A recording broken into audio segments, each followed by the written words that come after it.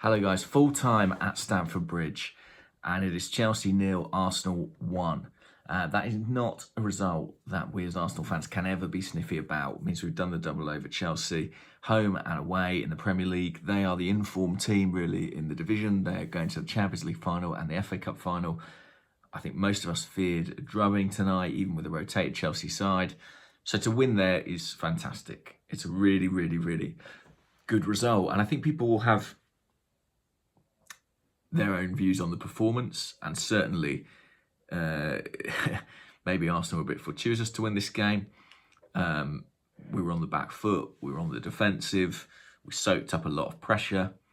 In some ways it was a return to some of the things we saw from Mikel Arteta last season, leaning on his organisational abilities, sitting deep, trying to take opportunities on the break. Truth be told, we didn't create many opportunities on the break, but we were fortunate in that Chelsea granted us one. They gifted us one through Jorginho. Terrible back pass. Kepa palmed it away to Aubameyang. He gave it to Smith Rowe, and Smith Rowe scored his second goal in 2 Premier League games. He will score goals, Smith Rowe. He did all through the youth levels. He did when he first came into the first team under Unai Emery. He's got an ability to arrive in the box. He's got good instincts. If you watch that goal, when Aubameyang has the ball on the left-hand side, Smith Rowe has the wherewithal to just see the defenders and take a step out towards the edge of the 6-yard box. Give himself that bit of room. That shows a player who really understands the dynamics within a penalty box, who understands where the space is, where the defenders want him to be and where they don't want him to be. Bit lucky with the scuff finish, but we'll absolutely take it. Probably should have been 1-0 down by then. Kai Havertz raced through, went away from Pablo Mari, made him look not the quickest, which we know he's not. But he put it over the bar. And Chelsea in the second half, they had a couple of close moments with Zuma and Giroud. One chance for Pulisic, I remember, but they never really turned their pressure into goal-scoring opportunities. I guess some credit has to go to our central defenders who acquitted themselves well.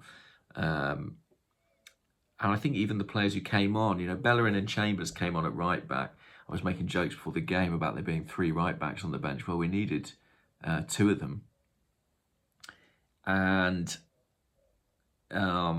they made crucial interventions, particularly Bellerin at the back post. He got injured doing it, but it was a really important touch. Smith Rowe was fantastic tonight, worked incredibly hard, seems to perform in whatever role he's played, whatever position on the pitch he's played, he steps up. I thought Mohamed El-Neni had a good game. And during it, I know some people won't agree with this, but I was wondering if there might well be a place in Mikel Arteta's squad for Mohamed El-Neni next season.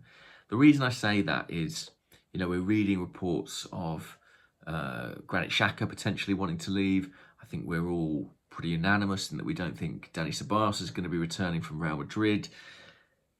That's a big gap in central midfield. It leaves you with basically Thomas Partey and maybe, Joe Willock or Ainsley Maitland-Niles, although I don't think there's much realistic chance of Maitland-Niles having a place in this Arsenal squad next season. I just wonder, in terms of continuity, in terms of reliability for a squad player, if El-Neni might stick around. Maybe it depends on whether or not Arsenal get European competition. If they do, he's exactly the kind of player you want to be able to just throw in a bit of experience in a European group game that you're not particularly interested in. If we're in the Conference League, which we've got a chance of being, he's exactly the guy you want to be getting a run out there alongside the younger players like Miguel Aziz. If we're just competing on the Premier League front, maybe we don't need him.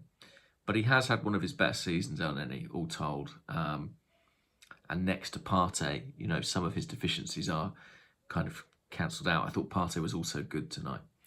I could dwell on it. I just think it was important. We all needed some good news, didn't we? We needed a positive result just to lift the mood a bit. It's been a bit bleak of late. And however we got it, however we went about it, you're always going to be pleased with a win over Chelsea. Okay, I'll leave it there. Speak to you all soon, guys. Bye-bye.